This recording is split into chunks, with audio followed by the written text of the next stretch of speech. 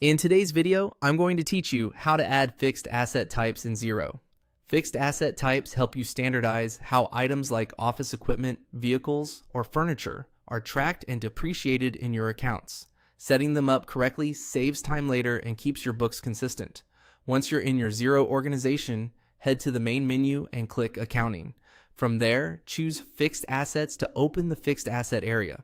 On the top right, look for the three-dot menu and open it. Then select Settings. This is where you control how assets behave behind the scenes. In the Asset Types section, click New Asset Type to create a fresh template.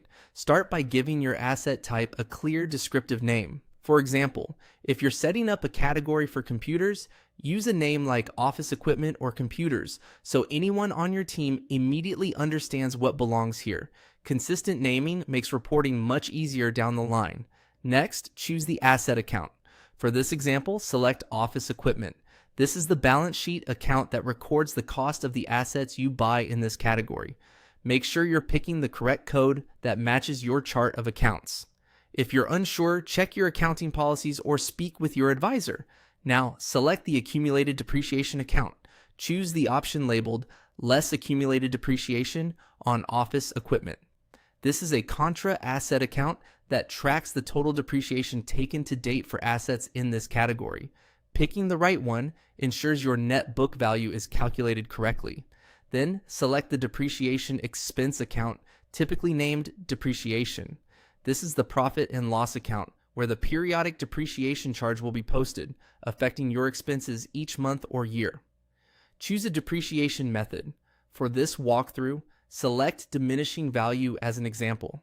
Diminishing value accelerates depreciation early in the asset's life and tapers off over time.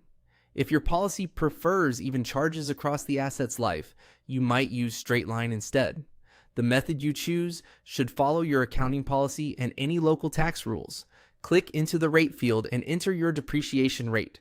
This is usually expressed as a percentage per year. Use the rate that matches your internal policy or tax guidelines for that category.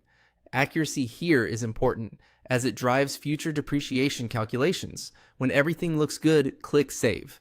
Your new fixed asset type is now ready to use whenever you add new assets, giving you consistent accounts, a defined method, and an automated depreciation setup.